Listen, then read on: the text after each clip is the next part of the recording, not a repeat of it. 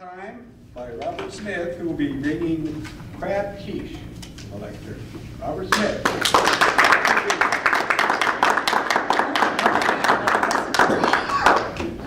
When I was in business school, they taught me that one of the most important things that a business person can do is keep a daily to-do list. Keep that task list in front of you, and it makes you more efficient, makes everything work better. So I have to tell you this little story about what happened to me. And it had to do with my mother-in-law, who was coming to lunch. And my wife says, I want it to be really nice for lunch, so I'm going to make a crab quiche.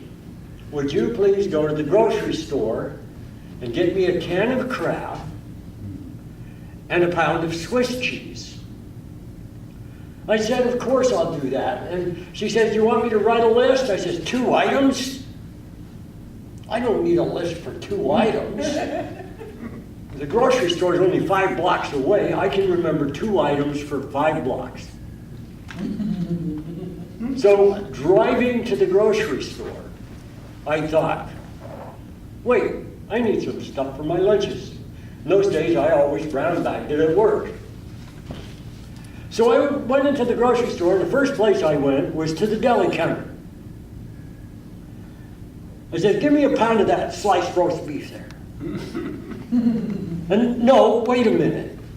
That smoked turkey looks really good. Make it a ½ pound of roast beef and a ½ pound of smoked turkey. And then I thought, you need a good sandwich, you need like some tomatoes or something on it, and some lettuce.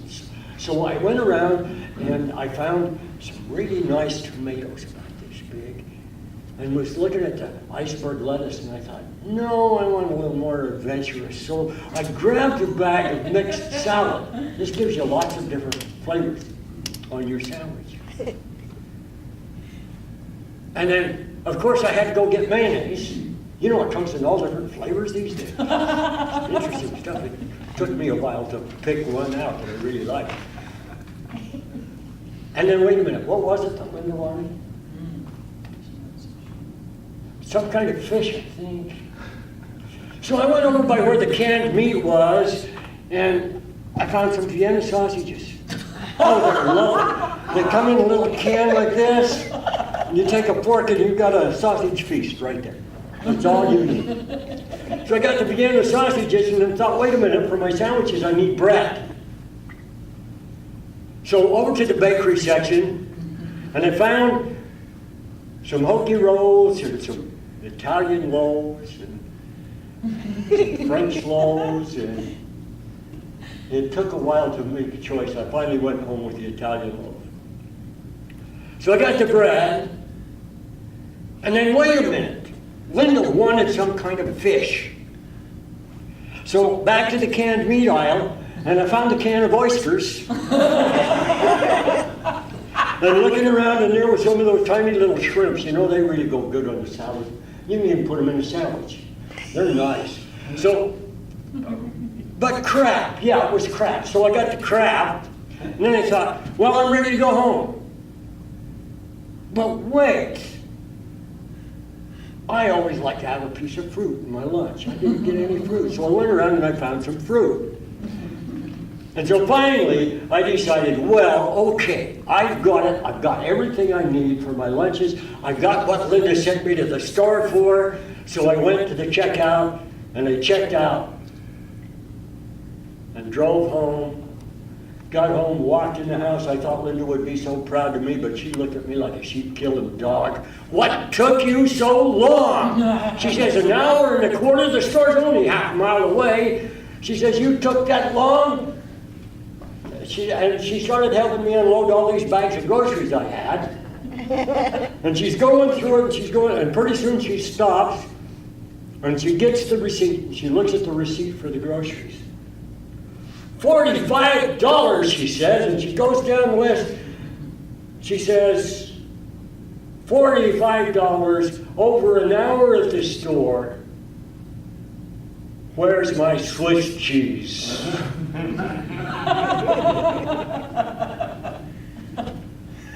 Well, needless to say, I had to go back to the grocery store. Lunch was late.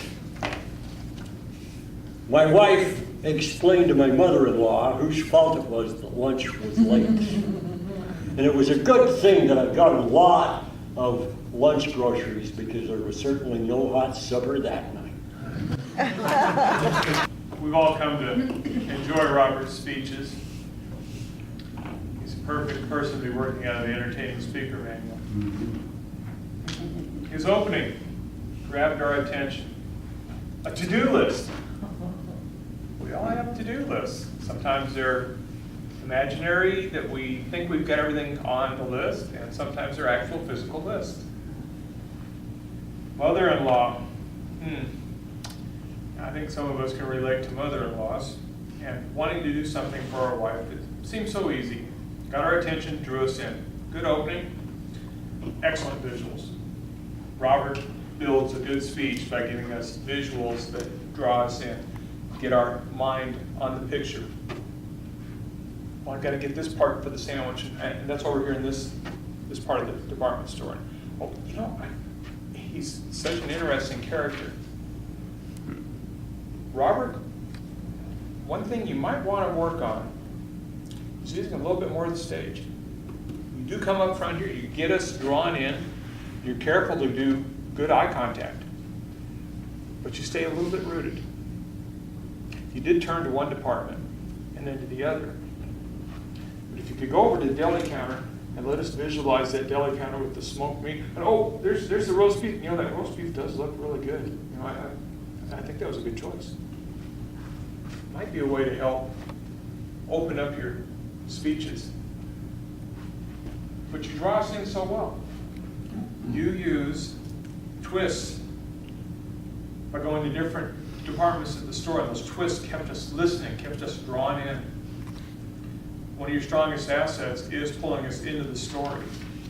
Your voice rises and falls and keeps us interested, keeps us centered on what you're going to say and waiting to hear what you're going to say next. Your conclusion was quick, sudden, but it needed to be. You got done with the shopping trip, you came home, you took everything out of the bags, and oh man, there's no cheese. No hot supper that night. What a good way to conclude the speech. You brought it all to a close. You showed us a good opening, a good body, a good close. Overall, a great speech. We really enjoyed it. Thank you, Robert.